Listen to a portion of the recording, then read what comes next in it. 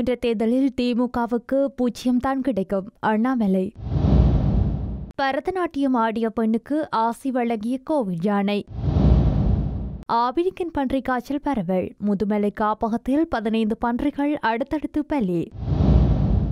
மேட்டூர் அணையில் இருந்து நீர் திறப்பு 10,000 கன அடியாக குறைப்பு.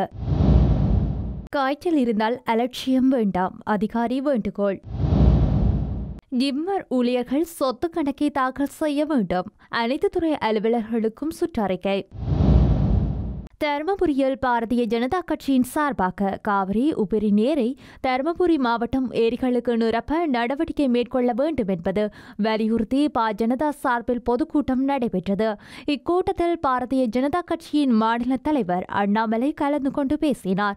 மத்திய அரசின் பண மதிப்பிழப்பு நடவடிக்கை சரியானது என உச்சநீதிமன்றம் தீர்ப்பு வழங்கியுள்ளது. இந்த பண மதிப்பிழப்பு விவகாரத்தில் பாதிக்கப்பட்டது பொதுமக்கள் இல்லை, திமுகவைச் சேர்ந்தவர்கள் தான் என பண மதிப்பிழப்பு விவகாரத்தில் இன்றைக்கு திமுக, காங்கிரஸ் உள்ளிட்ட கட்சிகள் பகிரங்கமாக மன்னிப்பு கேட்க வேண்டும். பாப்பரப்பேட்டையில் உள்ள தியாகி சுப்பிரமணிய சிவா நினைவு வளாகத்தில் அமைந்துள்ள பாரத மாதா கோவிலுக்கு சென்று மரியாதை செலுத்த முயன்ற பாஜக மாநில துணைத் தலைவர் கே.பி. ராமலிங்கம் உள்ளிட்டோர் மீது திமுக அரசு பொய் வழக்கு போட்டுள்ளது. திமுக தலைவர் ஸ்டாலினுக்கு ஞாபகம் மறதி அதிகம். அவர் கொடுத்த தேர்தல் அறிக்கையில் 32வது அறிக்கை கொரோனா காலத்தில் பணியாற்றிய செவிலியர்களுக்கு பணி வழங்கப்பட வேண்டும் என தெரிவித்துவிட்டு தற்போது அனைவரையும் வேலையை விட்டு அனுப்பிவிட்டார். திமுக தேர்தல் அறிக்கை சொன்ன வாக்குறுதிகளை நிறைவேற்றவில்லை என்று கூறியுள்ளார். தட்சிணாகண்டா மாவட்டத்தில் மங்களூர் அருகே காட்டில் துர்கா பரமேஸ்வரி அம்மன் கோவில் உள்ளது. இந்த கோவிலில் கிரீஜா என்ற 31 வயது பெண் யானை வழங்கப்பட்டு வருகிறது. இந்த நிலையில் கோவில் யானை முன்பு இளம்பெண் ஒருவர் பரதநாட்டியம் ஆடினார். அப்போது அவருக்கு கோவில் யானை ஆசி வழங்கியுள்ளதுடன் இளம்பெண்ணுடன் சேர்ந்து தும்பிக்கையை தூக்கி வணக்கம் செலுத்தியபடி நடனமாடியது. இது தொடர்பான வீடியோ தற்போது சமூக வலைதளங்களில் வைரலாக பரவுகிறது. இதற்கு பல்வேறு தரப்பினரும் யானையின் செயலால் வியந்து கருத்து தெரிவித்து வருகிறார்கள்.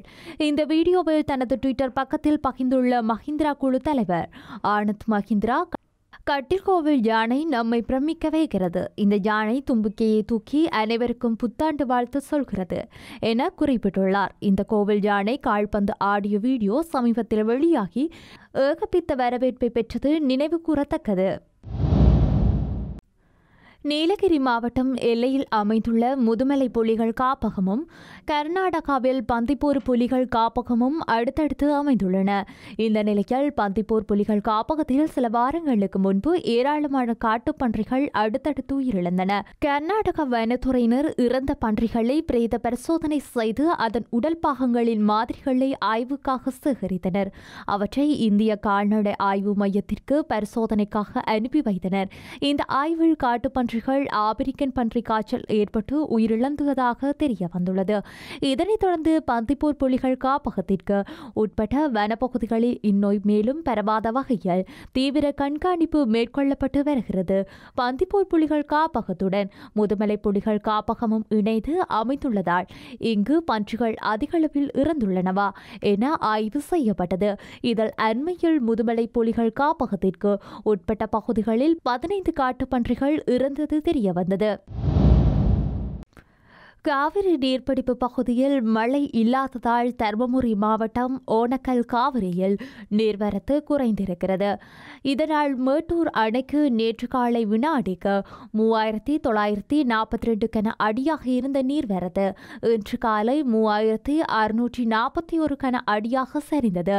அணையிலிருந்து காவிரி டெல்டா பாசனத்திற்காக வினாடிக்கு 12,000 கன அடி வீதம் தண்ணீர் திறக்கப்பட்டு வந்த நிலையில் நீர்த்திறப்பு வினாடிக்கு 10,000 கன அடியாக குறைக்கப்பட்டுள்ளது. கால்வாய் பாசனத்திற்காக வினாடிக்கு 400 கன அடி தண்ணீர் திறக்கப்பட்டு வருகிறது. அணைக்கு வரும் தண்ணீரை காட்டிலும் நீர் திறப்பு அதிகமாக இருப்பதால் நீர்மட்டம் வேகமாக சரிந்து வருகிறது என்பது குறிப்பிடத்தக்க ஒரு விடயம். சீனாவில் கொரோனா பரவல் மீண்டும் அதிகரித்துள்ளது. இதன் காரணமாக நாடு முழுவதும் எச்சரிக்கையுடன் இழுக்கும்படி மத்திய அரசு அறிவுறுத்தி வருகிறது. அதன்படி முன் எச்சரிக்கை நடவடிக்கைகள் எடுக்கப்பட்டு வருகின்றன. வெளிநாடுகளில் வரும் பயணிகளிடம் கொரோனா பரிசோதனை செய்யும்படி விமான நிலையங்களுக்கு உத்தரவிடப்பட்டுள்ளது. இந்த நிலையில் பனிக்காலம் என்பதால் காய்ச்சல் பாதிப்பு ஏற்பட்டதால் நாகர்கோவில் மாநகர மக்கள் அலட்சியமாக இருக்க வேண்டாம் என்று மாநகர் நல அதிகாரி ராம்குமார் கூறியுள்ளார். இது தொடர்பாக அவர் மேலும் கூறியதாவது: நாகர்கோவில் மாநகர பகுதிகளில் டெங்கு கொசு ஒழிப்பு பணிகள் நடந்து வருகிறது. கொசு ஒழிப்பு பணியாளர்கள் வீடு வீடாக சென்று ஆய்வு செய்து வருகிறார்கள். மேலும் காய்ச்சல் பாதிப்பு யாருக்கும் இருக்கிறதா என்று புள்ளி விவரத்தையும் சேகரித்து வருகின்றனர். இந்த பணியில் 328 பணியாளர்கள் ஈடுபட்டுள்ளனர். ஒருவர் நாளைக்கு 50 வீடுகள் ஆய்வு செய்ய அறிவுரை வழங்கப்பட்டுள்ளது. சர்வதேச விமான நிலையத்தில் இருந்து வருபவர்களை வீட்டுக்கு தனிமையில் இருக்க அரசு அறிவுறுத்தியுள்ளது. நாகர்கோவில் மாநகர பகுதிக்கு இதுவரை யாரும் வரவில்லை. அவ்வாறு யாரேனும் வந்தால் உடனே மாநகராட்சி நிர்வாகத்துக்கு தகவல் அனுப்பி வைக்கப்படும். நாகர்கோவில் மாநகர பகுதியில் காய்ச்சல் பாதிப்பு கண்டறியப்படுபவர்களுக்கு டெங்கு பரிசோதனை மட்டும் எடுக்கப்படுகிறது. கொரோனா பரிசோதனை எடுக்கவில்லை. அரசு உத்தரவிடும் பட்சத்தில் கொரோனா பரிசோதனை மேற்கொள்ளப்படும். நாகர்கோவில் மாநகர பகுதியில் கடந்த டிசம்பர் மாதம் வரை டெங்கு பாதிப்பு ஏதும் இல்லை. புதுவையில் மத்திய அரசு ஜிம்பர் மருத்துவமனை செயற்பட்டு வருகிறது. இங்கு தினந்தோறும் ஆயிரக்கணக்கான நோயாளிகள் சிகிச்சைக்கு வந்து செல்கின்றனர். இந்த மருத்துவமனையில் ஏராளமான ஊழியர்கள் வேலை பார்த்து வருகின்றனர். இங்கு வேலை பார்க்கும் ஊழியர்கள் தங்கள் சொத்து கணக்கை தாக்கல் செய்ய வேண்டும் என உத்தரவு பிறப்பிக்கப்பட்டுள்ளது. இதுகுறித்து ஜிம்பரில் உள்ள அனைத்து துறை தலைவர்களும் நிர்வாக அலுவலர் சிவபாலன் அனுப்பியுள்ள சுற்றறிக்கையில் கூறியிருப்பதாவது: மத்திய குடிமை பணிகள் நடத்த விதிகள் அடிப்படையில் ஜிம்பரில் பணியாற்றும் ABC ஊழியர்கள் கடந்த ஆண்டு டிசம்பர் 31 அவர்களின் பெயரிலோ அல்லது குடும்ப உறுப்பினர்களின் பேரில் வைத்திருக்கும் அசையாச்சத்தின் முழு விவரங்களையும் வருகின்ற 31 சமர்ப்பிக்க வேண்டும். ஒரு அதிகாரி சொத்து இல்லை என்றால் இல்லை என்பதை உரிய படிவத்தில் தெரிவிக்க வேண்டும். அசையாச்சத்து கணக்கை சமர்ப்பிக்க தவறினால் நிர்வாக ரீதியாக நடவடிக்கை எதிர்கொள்ள நேரிடும். இவ்வாறு அந்த சுற்றறிக்கையில் கூறப்பட்டுள்ளது.